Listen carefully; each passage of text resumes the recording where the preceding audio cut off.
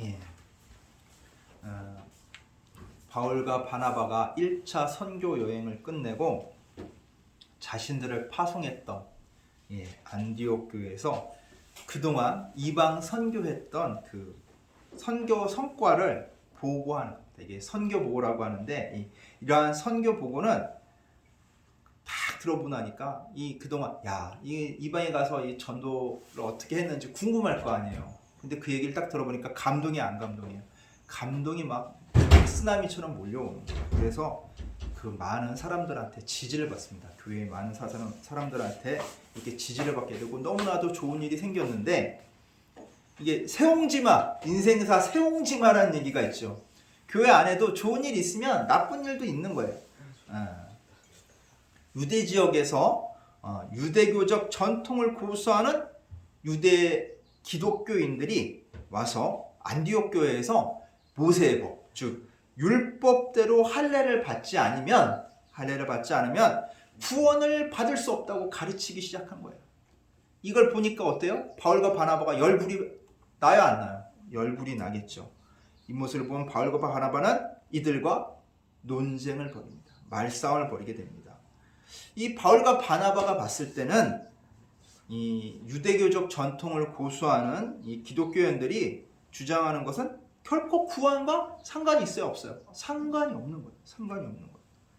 그리고 또 율법이 요구하는 의무나 율례는 사람들한테 너무 어렵게 느껴지기 때문에 구원을 포기하게 만들거나 아니면 또 구원을 어렵게 여기게 하는 그런 족쇄일 뿐이라고 느껴지기 시작한 거예요. 그래서 더욱더 그들과 함께 논쟁을 벌였습니다. 지금 이 유대파 기독교인들이 어찌 보면 할례 문제만 딱 가지고 나와서 지금 이렇게 논쟁을 벌이지만 그 안에는 뭐가 있냐면 이게 만약 받아들여지잖아요. 이 교회 안에서 이 할례를 받아야 구원을 받을 수 있다고 받아들여지게 되면 이제 할례도 했는데 다른 것도 할 수 있잖아 하면서 뭘 받아들여? 그들이 원하는 율법 조항들이 들어오기 시작한다는 거예요. 그래서 그게 교회 안으로 들어오면 어떻게 돼요? 교회가 점점 경직돼 가게 되는 거예요. 유대교로 변질돼 갈 수 있는 거예요. 이렇게 요구할 것들이 뻔하기 때문에 바울과 바나바는 어떻게 해요? 교회를 지키기 위해서 그들과의 논쟁을 멈출 수가 없던 거예요. 근데 이 유대파 기독교인들은 어디서 힘을 얻고 있었냐? 자신들이 할례를 주장하는 것은 구약의 전통을 주장하는 것이었기 때문에 바울과 바나바는 그들의 주장을 누를 만한 그런 우위에 서지를 못했어요. 그래서 그 우위에 서기가 굉장히 어려웠는데 이러다 보니까 이 다툼의 문제가 너무나도 심각하게 된 거예요. 결론이 안 나는 거예요. 그래서 이 문제를 해결하기 위해 예루살렘에 있는 사도들과 장로들에게 도움을 청하러 떠나게 됩니다. 이 도움을 청하러 떠나는 그 여정 가운데 베니게라고 나오는데 이게 페니키아예요. 이 페니키아와 사마리아 교회에 들려가지고 또한 선교복을 하니까 사람들이 어때요? 기뻐하겠죠. 또 거기서 또 힘을 얻고 또 이제 예루살렘에 도착해서 또 예루살렘 교회에서 뭐 해야 돼요? 자, 이방 선교했으니까 선교복을 해야죠. 또 선교복을 합니다. 선교복을 마치고 나서 이제 또 뭘 얘기하냐면 이제 중요한 문제, 안디옥 교회에서 일어난 그 할례에 관한 다툼을 좀 해결해 달라고 해결책을 제시해 달라고 얘기를 합니다. 이때 그 예루살렘 교회에서 이 얘기를 듣고 있던 바리새파 기독교인들 중에서 이제 할례에 찬성하는 사람들이 일어나서 이거 할례 해야 된다. 모세의 율법대로 하게 해야 된다. 이걸 지키도록 해야 한다고 주장하기 시작합니다. 이 사태가 또 이제 어디로 번졌어요? 예루살렘 교회까지 번지게 되는 거예요. 내분에 휩싸이게 되는 거예요. 딱 이렇게 되니까 사도들과 장로들이 별도로 모여서 이 일을 의논하기 시작해요. 회의를 하기 시작해요. 아주 오랫동안 회의한 끝에 이제 베드로가 그 내용을 발표를 합니다. 내용은 뭐냐면 할례가 차별의 근간이 되어서는 안 된다는 게 주요 요지예요. 할례가 구원을 구분하는 징표가 될 수가 없고 만약 할례를 통해서 구분한다면 하나님께서 이방인들에게 행하신 성령 역사를 누가 방해하는 거예요? 인간이 방해하고 간섭하는 게 된다는 거예요. 하나님께서 성령의 역사를 통해 이방인에도 구원의 역사를 이루셨는데 걔네들 할례도 안 받았는데 갑자기 우리가 할례 받았으니까 쟤네들도 할례를 받아야 된다고? 그럼 하나님이 성령님을 통해서 이루신 그 구원의 역사는 뭐가 되는 거예요? 말자? 헛게 되는 거죠. 그건 뭐예요? 인간이 하나님의 역사를 어떻게 방해하는 꼴이 된다. 믿는다면서 믿는 자들이 자신들의 아집과 천통에 의거해서 그렇기 때문에 뭐라고요? 구원은 오직 예수 그리스도의 은혜로 받는 것임을 여기서 선포하게 되는 거예요. 야, 이 얘기를 딱 들으니까 그 안에 있는 모든 사람들, 할례를 찬동했던 사람들, 할례를 반대했던 사람들 다 어떻게 해요? 다 이해할 수 있잖아요. 납득하게 되는 거예요. 그 베드로의 의견을 다 동의하게 됩니다. 이와 더불어 바울과 바나바는 또 무슨 얘기냐면 성령이 어떻게 자신들이 이방 선교하는 데 있어서 그 역사를 했는지를 또 얘기를 해요. 그러면서 바울과 바나바가 베드로의 그 의견에 힘을 더해 줍니다. 그런 간증을 통해 힘을 더해 주게 되는데 이 말을 다 듣고 누가 벌떡 일어나냐면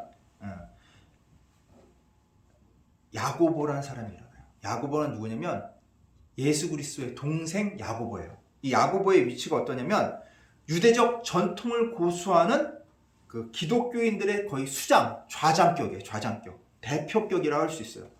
이 사람이 딱 일어나서 자신의 견해를 딱 밝히는 거예요. 뭐라고 밝히냐면 베드로의 본 이름 시몬을 딱 가르쳐요. 그러니까 시몬하고 베드로하고 얼마나 친분이 있는지를 이 얘기로 다 드러나는 거예요.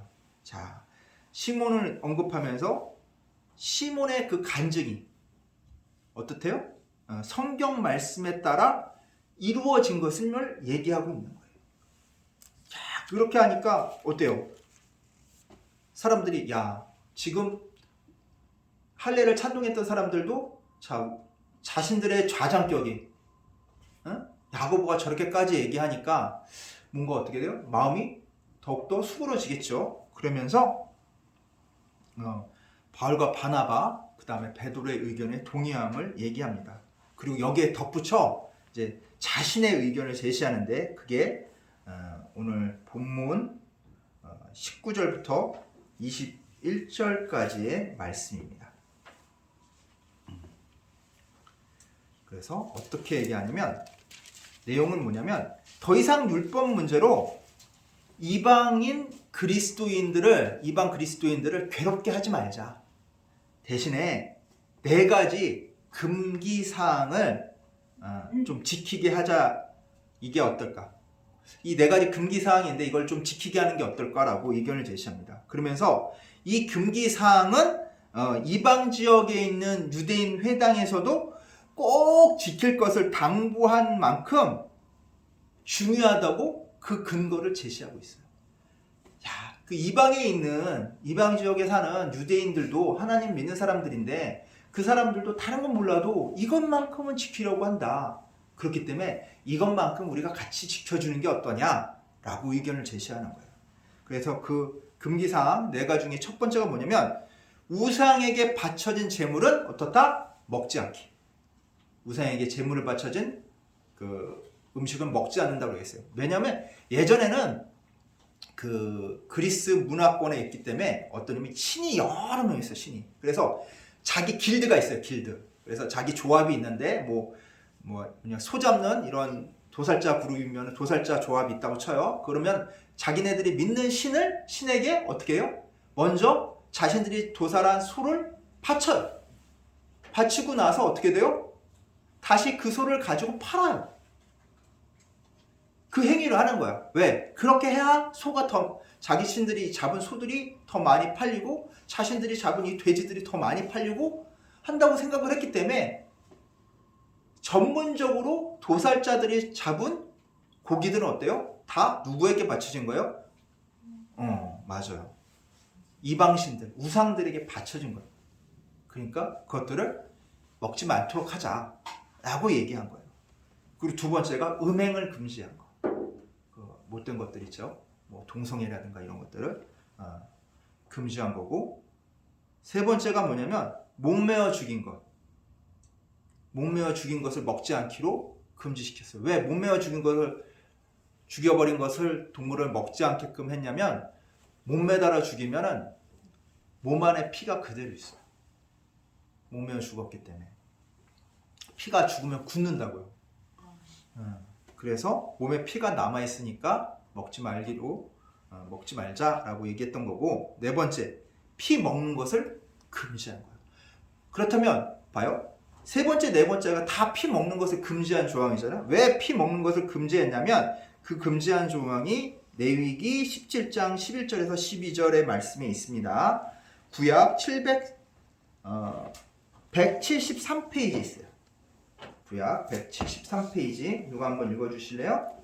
구약 173페이지 레위기 17장 11절에서 12절 말씀입니다.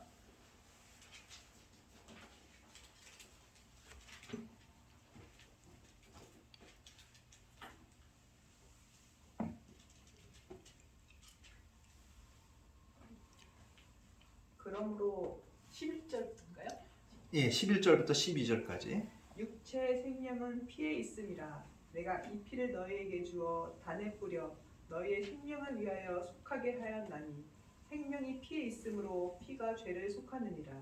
그러므로 내가 이스라엘 자손에게 말하기를 너희 중에 아무도 피를 먹지 말며 너희 중에 우거하는 타국인이라도 피를 먹지 말라 하였나니. 아멘. 네. 피해는 뭐가 있다고요? 생명이 있으니까 먹지 말라는 거예요. 그렇게 이유를 들어서 먹지 말라는 걸 금했고, 이렇게 결정한 내용을 이제 대표자를 보내서 이제 안디옥 교회에 전하겠죠. 그래서 유다하고 실라를 보냅니다. 그래서 유다하고 실라를 보내서 바울과 바나바와 함께 안디옥 교회로 가게 됩니다. 그들은 가서 이제 얘기를 하게 되는데, 안디옥 교회에 딱 가보니까 뭘 주장한 사람 있어요? 할례를 주장한 그 기독교인들 있죠. 이 할례를 주장한 유대파 기독교인들은 예루살렘 교회에서 파송한 사람들이 아니다라고 여기서 확증을 해요. 이 사람들이 임의로 자기들이 와서 너희들한테 이렇게 가르친 거지, 우리 예루살렘 교회에서 이들을 보내가지고 너에게 이 말씀을 전한 게 아니다. 이들은 잘못된 복음을 전한 거라고 확증을 해버려요. 그러면서 네 가지 금기사항, 아까 말했던 네 가지 금기사항을 지킬 것을 권면을 합니다. 그랬더니 이들이 어때요? 야, 이것까지 지키게? 라고 한 게 아니라 31절 보면 이렇게 나옵니다. 자, 31절 말씀 한번 읽어주실래요? 읽고 그 위로한 말을 기뻐하더라. 그렇죠. 기뻐했대요. 왜 기뻐했냐면 할례는 지키기가 어려워요. 할례는 지키기가 어렵지만 이거요? 이거는 이 네 가지 정도는 지킬 수 있다? 없다? 있다고 보는 거예요. 그래서 납득할 만한 제안이 있기 때문에 기뻐했던 거예요. 근데 이 금기사항들, 우리가 알고 있는 이 금기사항들 지금 우리 교회에서 지키고 있나요? 자, 그렇다면 왜 우리 지금 교회에서 왜 이거 안 지키는 걸까? 우상에게 바쳐진 죄를 먹지 말기. 절에 가서 밥 먹으면 안 돼? 제사 지내는 음식 먹으면 큰일 나? 자, 무슨 내용이냐면, 자, 이 첫 번째 제안 중에서 우상에게 바친 제물을 먹는 문제. 이 문제는 뭐냐면, 바울은 뭐라고 어떤 입장을 밝혔냐면, 이것이 자신하고 남의 믿음에 걸림돌이 된다면 먹지 않는 것이 좋지만, 이걸 먹는다고 해서 구원에 영향을 주는 거다? 아니다? 구원에 영향을 주지 않는다는 거예요. 그래서 오늘 마태복음 15장 11절 말씀, 신약 25페이지에 있습니다. 마태복음 15장 11절.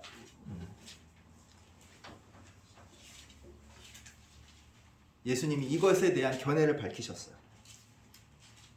마태복음 15장 11절 25페이지 있습니다. 네, 읽어주실래요? 입에 들어가는 것이 사람을 더럽게 하는 것이 아니라 입에서 나오는 그것이 사람을 더럽게 하는 것이니라. 아멘. 예수님이 뭐라고 했어요? 입으로 들어가는 게 사람을 더럽히지 않는데요. 오히려 입에서, 자기 안에서 나오는 게 사람을 더럽힌다고 했어요. 뭐예요? 그거 먹는 거 무엇을 먹어도 상관이 있다 없다? 없다는 거예요. 영향을 주지 않는다는 거예요. 자, 그리고 피를 먹는 문제. 자, 오늘날 우리 신경 쓰나요, 안 쓰나요? 신경 안 쓰죠. 뭐 신경 쓴다면 뭐 순댓국도 먹으면 안 되지, 해장국도 먹으면 안 되지. 그렇잖아요. 피로 만들었으니까 잘 먹잖아. 근데 왜 하나님께서 이렇게 금하셨을까? 왜 피에는 생명이 있다고 하면서 금하셨을까? 그것을 구체적으로 보면은 사실은 이 과학적으로도 이 피를 그냥 죽은 피를 먹는 게 좋은 게 아니에요. 영양적으로는 뭐 영양가가 있을지 모르겠지만 이 죽음이라는 이 스트레스를 받으면 이 인간이나 동물도 몸속에 뭐가 나오냐면 스트레스 호르몬이 분비가 돼요. 그 죽음을 이기기 위해서 스트레스 호르몬이 분비가 되는데 이 코르티졸이라는 이 호르몬은 면역 억제를 해요. 면역을 억제하는 성분이 들어있고 면역을 억제하고 그 아드레날린이 분비된다고 그러잖아요. 위기의 순간에 아드레날린이 분비하는데 이건 긴장을 하게 하고 혈압을 상승을 시켜가지고 사람을 뭐예요? 각성하는 효과가 있죠. 근데 임의적으로 음식물을 통해서 그런 것들을 과잉 섭취하면 어떻게 될까요? 몸이? 건강이 어떻게 될까요? 예. 우리 몸에 좋은 영향을 줄까요? 예, 좋지 않은 영향을 주겠죠. 그래서 하나님께서 이런 것들을 다 고려해서 금지시킨 것 같아요. 왜냐하면 예전에 로마에 보면은 소를 잡아다가 위에서 소를 잡아다 죽여서 그 피를 밑에서 받아가지고 그 피를 마시는 그런 종교도 있었어요. 왜? 거기서 소가 죽으면서 그 피가 어때요? 그 엄청난 양의 코르티졸과 아드레날린이 분비가 되겠죠. 그럼 그걸 마신 사람은 어떻게 됐어요? 흥분하고 마약 효과가 있는 거예요. 그런 것을 누리기 위해서 사람들이 그렇게 피칠 가고 피를 받아먹는 그런 종교도 있었다고요. 이런 것들이 결코 인간에게 좋지 못하기 때문에 하나님께서 금지하신 겁니다. 자, 음행을 금지한 것도 왜 음행을 금지했을까? 지금 뭐 보면 동성끼리 결혼하는 문제 있잖아요. 예. 남자가 남자끼리 결혼하고 여자가 여자끼리 결혼하고 이것은 차별을 하지 말아야 하기 때문에 이 사람들의 결혼도 인정을 해줘야 된다. 그렇잖아요, 분위기가. 근데 그들끼리 좋아서 사는 거는 어쩔 수 없어. 그들의 선택이니까. 근데 그것이 사회에서 공식적으로 인정이 되고 일반 남녀 간의 정상적인 결혼과 동등한 혜택과 권리를 누리게 되면 어떤 일이 발생하면 건전한 사회 질서가 무너지게 돼 있어요. 지금도 어때요? 저출산이 심각한 사회 문제죠. 남자와 남자가 결혼해가지고 애를 낳을 수 있어요? 여자와 여자가 결혼해서 애를 낳을 수 있어요? 아니라고요. 그들 둘은 좋겠지만 전반적으로 사회가 유지되는 그런 역할에는 어떤 영향을 미친다? 악영향을 미치기 때문에 그래요. 젊은 세대가 늙은 세대와 전혀 떨어질 수 없어요. 각 세대는 나눠져 있지만 세대가 유기적으로 다 연결이 되어야지만 건전한 사회가 된다고요. 그런 사회 구성을 완전히 단절시키는 것이 무엇이냐? 동성혼이라는 거예요. 물론 그들의 권리도 인정을 받아야겠지만 하나님이 원하시는 결혼은 아니라는 거예요. 세상적으로 계약된 결혼이라면 인정할 수도 있겠죠. 근데 지금 세상은 어때요? 결혼을 계약의 관점에서, 남녀 간의 계약의 관점에서, 사회적인 계약의 관점에서 보니까 이것을 인정해야 되냐 마느냐 그 문제를 보는데 우리 기독교인들은 다른 시선으로 봐야 된다는 거예요. 어떤 시선? 하나님께서 맺어주신 짝이라는 관점에서 봐야 된다는 거예요. 하나님에서 맺어주신 짝은 어때요? 남녀 간이 짝이 되는 거예요. 다른 이상한 성끼리 짝이 되는 것이 아니라 사회적 계약이 아니라 하나님이 맺어준 거라. 그렇기 때문에 어떻다? 인간이 나눌 수 있다 없다? 나눌 수 없다고 보는 거예요. 근데 지금은 어때요? 결혼을 무슨 사회계약처럼 보기 때문에 쉽게 결혼했다, 쉽게 이혼했다. 이제 결혼도 안 하고, 결혼 안 한 것도 자유라고. 뭐냐면 자신이 자유가 더 소중한 거예요. 하나님께서 우리에게 의무를 부여해 주시고 우리한테 권한을 주신 것은 뭐냐면 우리가 좀 더 그 안에서 많은 혜택을 누리게 하기 위해서예요. 그 혜택을 누리지 않겠다고 그것을 걷어차 버리는 것도 자신의 선택이에요. 하나님 그 선택까지 주셨어요. 하지만 우리 믿는 자는 하나님이 주신 것들을 온전히 누려야 하는 그런 것도 있는 거예요. 그런 선택을 한 사람들이에요. 그리스도인이라고 칭한 사람들은 하나님이 주신 것들을, 하나님이 우리에게 주신 것들을 온전히 누리겠다고 하는 그런 선택도 되어진 거고, 하나님이 만들어주신 테두리 안에서 살겠습니다라고 우리가 결단한 거란 말이에요. 내 마음대로 살지 않고 누구 마음대로 살겠다고요? 하나님 마음대로 살겠다고, 하나님 뜻대로 살겠다고 결단한 사람들이 그리스도인이라는 거예요. 그래서 우리가 세상 속에 살고 있지만 세상 사람과 어떻게 다 구별 지어진 거예요. 우리는 그 사람들과 같은 가치관을 가지고 살면 안 된다는 거예요. 세상에서 이렇게 인정했으니까 우리도 인정하자? 세상에서 이런 흐름이 있으니까 우리도 그 흐름을 따라가야 된다? 아니에요. 세상의 흐름과 세상의 가치관이랑 전혀 상관없어요. 교회는. 교회에서는 용납되는 것은 하나님이 원하시는 가치관을 가지고 하나님이 원하시는 방법대로 세상을 살아가는 거예요. 세상이 어떻게 굴러가든. 그게 빛과 소금의 역할이에요. 빛은 어때요? 아무리 어두운 곳에서 자그마한 성냥불 하나라도 그 주변을 밝혀요. 소금은 어때요? 어떠한 음식이라도 그 맛을 내게 해요. 근데 소금이 소금 맛을 못 내고 빛이 그 역할을 못한다고 하면 무슨 소용이 있냐고. 그 역할을 못하게 되는 거는 하나님이 주신 그 가치관대로 살지 않을 때 그 역할을 못하는 거예요. 세상 사는 세상이 원하는 대로 다 세상 살다가 교회에 와서 조금 내 이 안 좋은 마음 좀 해결 좀 하고 가야지. 무슨 목욕탕처럼 때밀듯이 그런 것이 아니라는 거예요. 교회 안에서 주님 말씀으로 힘을 얻고 일주일 동안 살아가라고 하는 것이 교회예요. 여기 와서 힘을 얻는 곳이라고. 어떤 힘? 세상을 다시 나아가서 세상과 하나님의 가치관 속의 그 충돌에서 하나님의 가치관을 가지고 살아가는 힘. 그 힘을 얻어서 가는 곳이 교회예요. 교회 와가지고 일만 하다 가는 것이 아니라 교회에서 뭘 줘야 돼?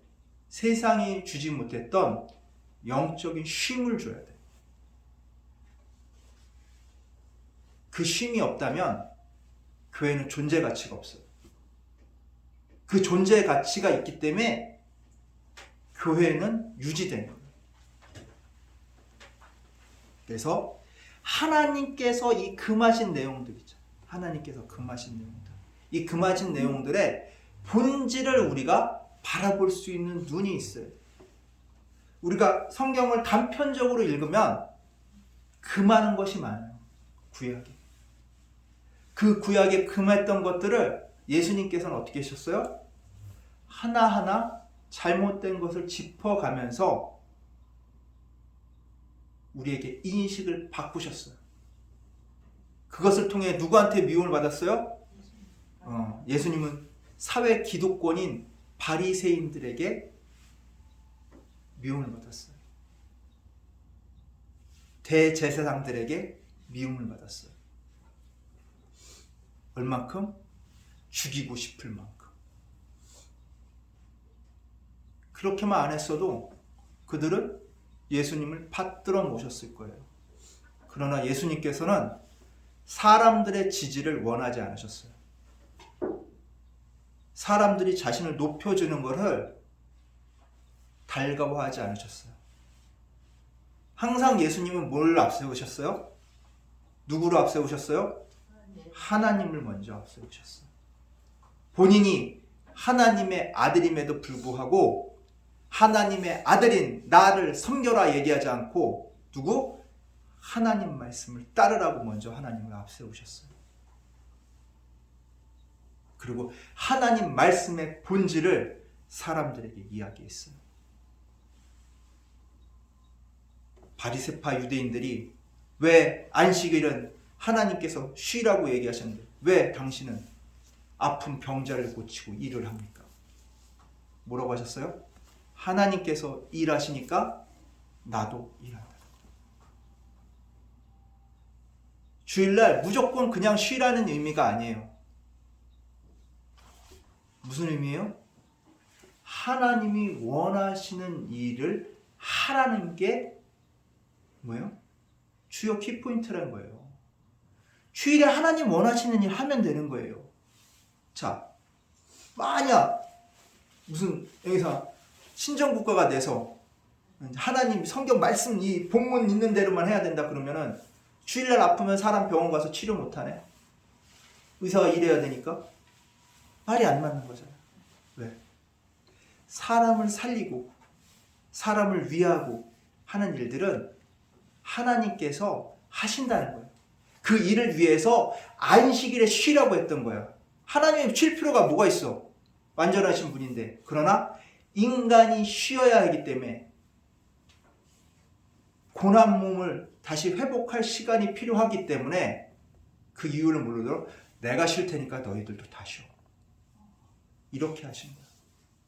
쉴 필요가 없음에도 불구하고 자신을 낮추신 거예요. 그게 우리 그리스도인이 가져야 될 덕목이에요. 비록 나는 할 수 있지만 상대방이 내 함으로 인해서 상처를 받는다면 어떻게 해야 돼? 하지 말아야 돼. 그래서 바울이 뭐라고 했어? 나도 우상에게 바쳐진 고기 먹을 수 있어. 먹을 수 있지만 나로 인해서 나 때문에 다른 사람이 그것을 보고 상처받거나 시험에 든다면 신앙적으로 믿음적으로 상처받거나 시험에 든다 그러면 나 평생 고기 안 먹어도 돼. 이런 거예요. 우리는 그 마음이 필요해요. 왜? 나보다 연약한 자를 어떻게 도와서 그 사람이 좀 더 나은 모습이 될 수 있도록. 그것에 우리는 뭘 둬야 돼? 욕심을 둬야 되는 거예요. 욕심을 내 거, 우리 거. 거기에 욕심을 두는 것은 욕심을 어떻게 사용한 거야? 잘못 사용한 거야. 어떤 때 욕심을 보여야 된다고? 나보다 못한 사람이 있어. 자존심은 세. 근데 이 사람을 내가 드러나게 도와주면 이 사람이 마음에 상처를 입고 자존심이 상해져. 오히려 그 도움을 거부할 수 있어. 그러면 어떻게 해? 그 사람도 모르게 자존심이나 마음에 상처가 입지 않도록 어떻게 하면 도와줄 수 있을까? 거기에 욕심을 내는 거예요. 이게 쉬워요, 어려워요? 어려워요. 그래서 뭐가 있어야 돼? 하늘의 지혜가 있어야 되는 거예요. 그런 일을 위해서 하나님께서 하늘의 지혜를 주시는 거예요. 그렇기 때문에 그 하늘의 지혜에 의지해서 나가면 돼요. 성령님께서 능력도 주시고 힘도 주세요. 내가 몸이 불편해. 하지만 나보다 더 몸이 불편한 사람 내가 도울 수 있어. 그때는 나도 도울 수 있는 거야. 왜? 그 친구를 위하는 마음으로. 근데 그 친구가 자존심이 너무 세다 그러면은 그 자존심이 상하지 않게끔 잘 도와주면 되겠지. 그때 뭐가 필요해? 지혜가 필요해. 그 지혜를 구해야 돼요. 하나님께 구해야 돼. 그런 지혜 구하는데 뭘 부려야 된다? 욕심을 내야 된다는 거예요. 그게 하나님이 원하시는 거예요. 우리가 성경 본문을 읽으면서 그 본문에 있는 그 문자적인 내용만 살피는 것이 아니라 어떤 내용도 살펴야 된다? 그 내용이 담고 있는 하나님의 뜻을 살펴야 돼요. 그러려면 어떻게 해야 돼? 내가 말씀을 읽고 또 뭐 해야 돼? 기도해야 돼. 그래서 말씀과 기도가 떨어질래야 떨어질 수가 없어. 이 두 개가 합해져야 온전한 하나님의 뜻을 내가 어떻게 할 수 있다? 알 수 있는 거야. 그래서 날마다 말씀과 기도로 하나님의 뜻이 무엇인지, 하나님이 금하신 것이 어떻게 왜 이것을 금하셨는지를 그런 지혜로, 총명으로, 명찰로 나아가는 우리 주찬양교회 성도님들 되시기를 간절히 축원합니다. 아멘. 기도하겠습니다. 사랑과 은혜가 가득하신 하나님 아버지, 감사합니다. 우리가 날마다 성경을 묵상하고 기도를 통해 성경 말씀의 본질을 깨달으며 나아갈 수 있도록 주여 이끌어 주시옵소서. 감사드리며 예수님의 이름으로 기도드리옵나이다. 아멘.